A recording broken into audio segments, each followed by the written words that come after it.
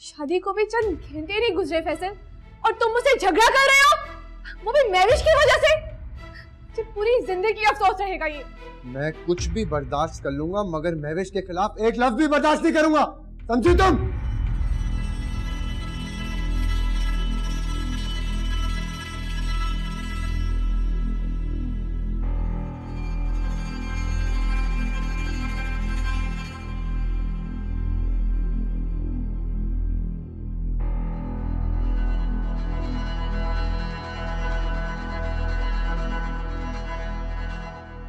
मैं तो यहाँ आना ही नहीं चाह रहा था, अम्मी जबरदस्ती ले आई मुझे क्या पता था कि पहले दिन अपनी बेटी के आंसू देखने पड़ेंगे मुझे। अजीम भाई, आप खामखा में परेशान हो रहे हैं, ये मियाँ बीवी का आपस का मसला है।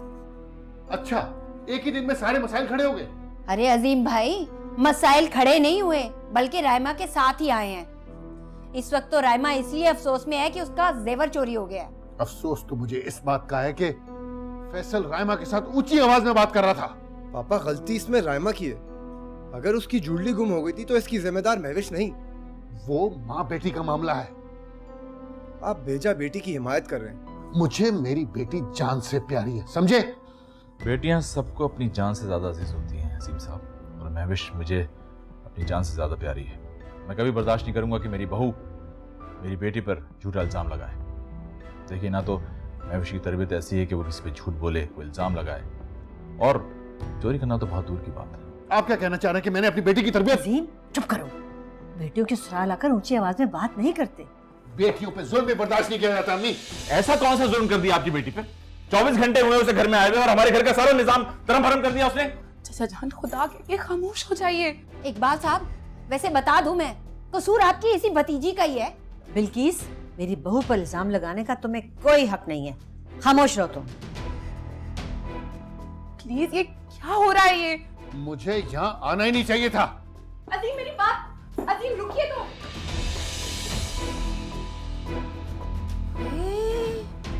क्या हो गया है ये? वैसे इकबाल साहब, आपने बहुत ज्यादती की है अजीम साहब के साथ। बकवास मत करो, ज्यादती तुम्हारी बहू ने की है महविश के साथ।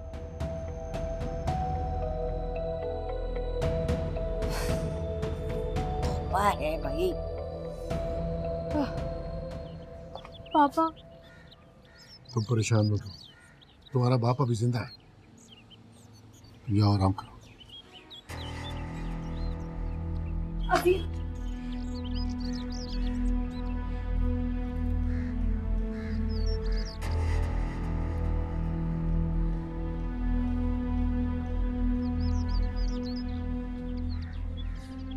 होश करो, होश करो,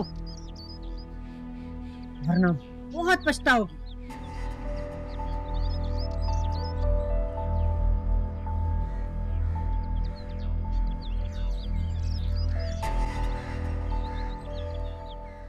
अजीम, अजीम एक मिनट मेरी बात तो सुन ले। अजीम, अस्सलाम वालेकुम। वालेकुम अस्सलाम।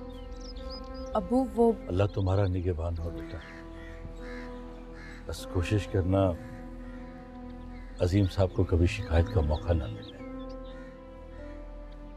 लेकिन अबू। जाओ बेटा, अपने घर जाओ। बेटा आओ, कुछ देर तो बैठो यहाँ। हाँ, नहीं फिर कभी सही। अपना ख्याल रखिएगा।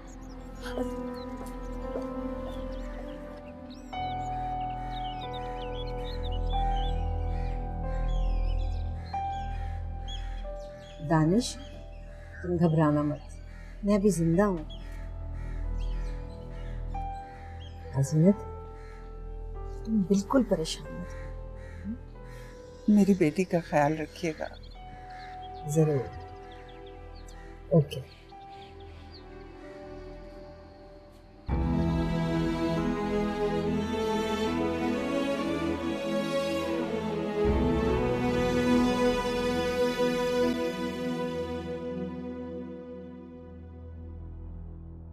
इसे कहते हैं पराये झगड़े में कूदकर अपने सर फड़वाना। अरे तुम्हें कुछ तो ख्याल करना चाहिए था इकबाल। रायमा और महविश का मामला था ये। अजीम अपनी बेटी को नाश्ता देने आया था, कुछ तो इज्जत करते उसकी। देखो बिल्किस, महविश मेरी भी बेटी है और उसकी इज्जत पे आंच आए ये मैं हरगिज बर्दाश्त नहीं करूंगा। ना मैं फिर किसी की इज्जत करूंगा और ना किसी की परवाह, समझी तुम? अम्मा, कसूर रायमा का है। उसने महविश पे इल्जाम लगाया और फिर अजीम अंकल ने बेटी की हिमायत में अब्बा से बदतमीजी की। अरे तुम चुप करो, सच क्या है तुम्हें क्या मालूम? ऐसे ही खामखा आग बगोला हो रहा है। अरे वो तो मुझसे बात करने के लिए आई थी। सास बहू के 100 दुख सुख होते हैं।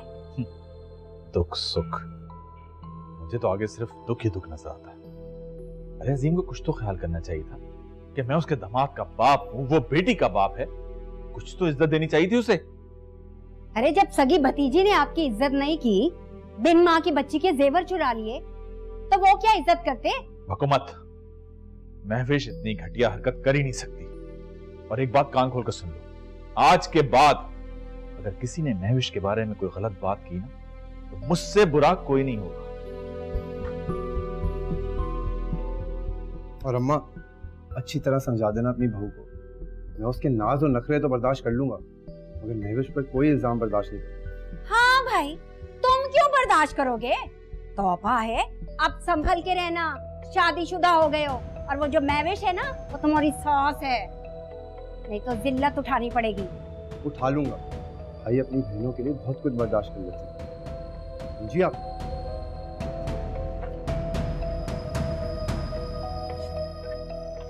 बड़ा आया भाई बहन का रिश्ता। हाँ? जानती हूँ अच्छी तरह से।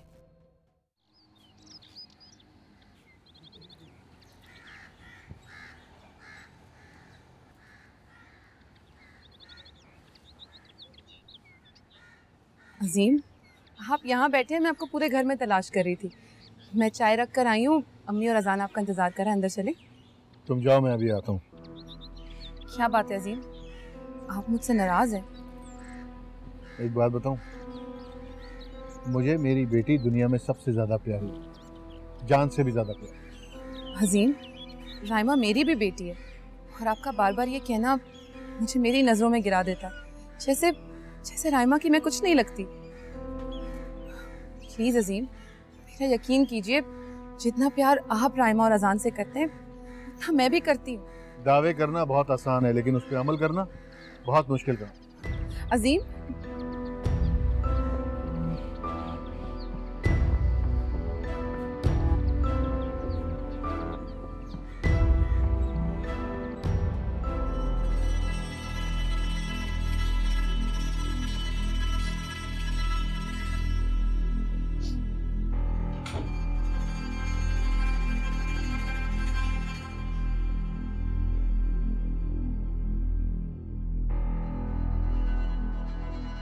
दूसरों की आंखों में आंसू देने वाली की आंखों में आंसू देखकर मुझे कहका लगाने का जी कर रहा है।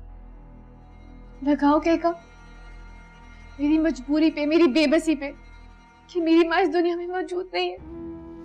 रोते रोते मेरे बाप के घर से मुझे निकाल दिया गया और अब ससुराल में आंसुओं से मेरा इस्तकबाल किया। इसमें कसूर किसका है? इसमें तुम्हारा कसूर है। हाँ, मेरा कसूर है। लेकिन तुम मुझे बताओ, तुमने आज से पहले ऐसी कोई दुल्हन देखी है जिसके ना हाथों में चूड़ियां, ना कानों में बालियां? कौन कह सकता है कि अजीम अहमद की बेटी रुखसत हो रही है? हाँ, जिसके मुलाजमों की बेटियां भी सोने चांदी से लदी पदी ब्याई जाती हैं, इसलिए नहीं कि उनकी मां उनसे लाड करती है। तुम महविश को समझ ही नहीं पाओ। इसमें कसूर तुम्हारे पापा का है और तुम्हारी दादी का, वरना यकीनन महविश ने तुम्हारे लिए कुछ अच्छा ही सोचा होगा। मैं नहीं जानती किसने क्या सोचा है। मैं सिर्फ ये जानती हूँ कि मेरी सोच पे सिर्फ तुम्हारा पहरा है, मेरी सोच पे, मेरे तस्वर में सिर्फ तुम समाये हो। लेकिन तुमने क्या किया? शादी के पहले रोज ही मुझे आंसू का तोहफा दिया।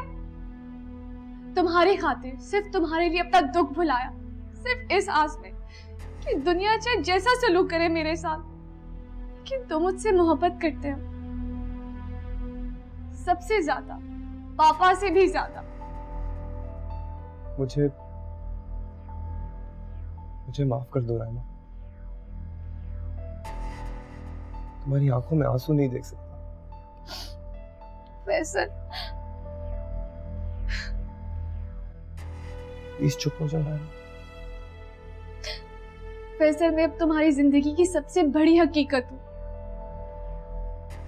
हाँ रायमा, तुम मेरी जिंदगी की सबसे बड़ी हकीकत हो।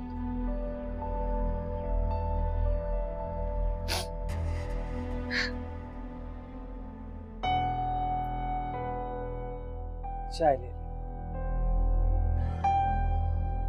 अब जाने भी दे दानिश। सीना, मेरी बेटी पे चोरी का इल्जाम लगा है, और जिसने भी इल्जाम लगाया है मैं उन लोगों को माफ नहीं करूंगा। बस करें दानिश, क्या हो गया? मुझे तो अजीम के रवैये से लग रहा था कि वो भी खासा बदगुमान है महविश से। हम क्या कर सकते हैं? कुछ भी तो नहीं कर सकते हैं। हमारी बेटी एक बार पहले भी बर्बाद हो चुकी है, अब हम दोबारा उसका घर नहीं बर्बाद कर सकते। तो क्या हम बोल भी नहीं सकते? इसी तरह चुप रहेंगे ताकि जिसके जो जी चाहे वो कहता रहे, हमारी बेटी पे इल्जाम लगाता रहे? हमें बर्दाश्त करना होगा। देखो सीमा, अब इकबाल की तरफ कोई नहीं जाएगा, हमारा हर ताल्लुक उससे खत्म। फैसल की जो बीवी है ना, वो तो बेलगाम लड़की है। अच्छा बस ना, ठीक है, कोई नहीं जाएगा इकबाल के यहाँ। मगर हम अजीम को कुछ नहीं कह सकते दानिश। आप ये चाय पिए, शाम को सरमत और उसकी फैमिली आ रही है, बस अपना मूड ठीक कर लें आप। चाय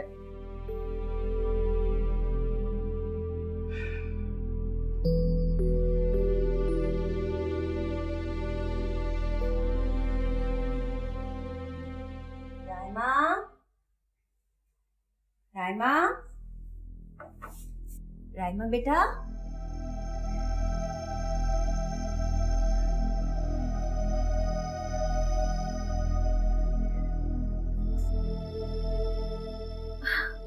जी बोलिए।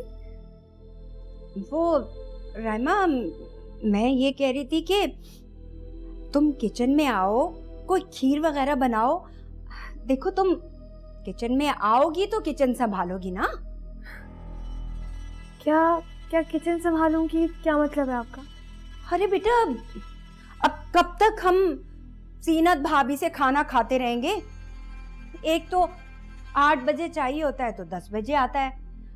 और वैसे भी तुम जाओगी किचन में, किचन संभालोगी, तभी तुम्हें चीजों का पता चलेगा ना। माफ कीजिएगा, पर मेरे पापा के घर तो 2-2 सर्वेंट्स थे, मुझे तो एग तक बॉयल नहीं करना आता। कोई बात नहीं, मैं तुम्हारे साथ किचन में खड़ी हो जाऊंगी, मैं बताती जाऊंगी, तुम सीख जाना। सॉरी, मुझे कोई दिलचस्पी नहीं खाना बनाने में। और हाँ, एक और बात, आज जब होटल से खाना आएगा ना, तो मेरे लिए किसी अच्छे से रेस्टोरेंट से खाना मंगवाएगा। वो क्या है ना, मुझे ढाबे वाबे के खाने बिल्कुल पसंद नहीं है। Sorry, please.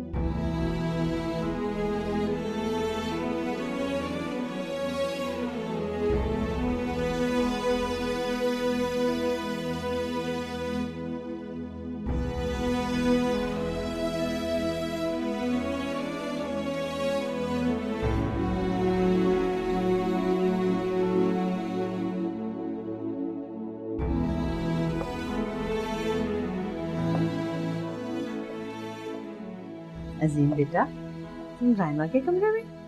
हाँ, रायमा के गई इस घर से लगता है जिंदगी चली गई। नहीं बेटा, ऐसी कोई बात नहीं, बस तुम उसके लिए दुआ किया करो कि वो अपने घर में आबाद रहे, खुश रहे।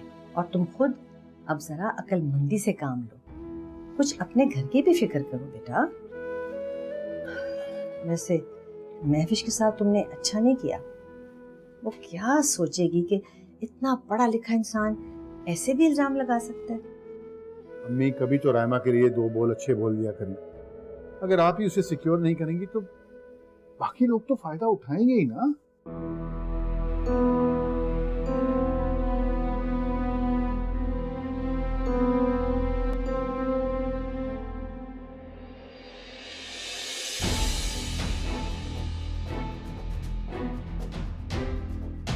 अगर तुम अब भी नहीं समझे ना तो बहुत नुकसान उठाओगे और तुम खुद अपने आप को बर्बाद कर लोगे अजीम।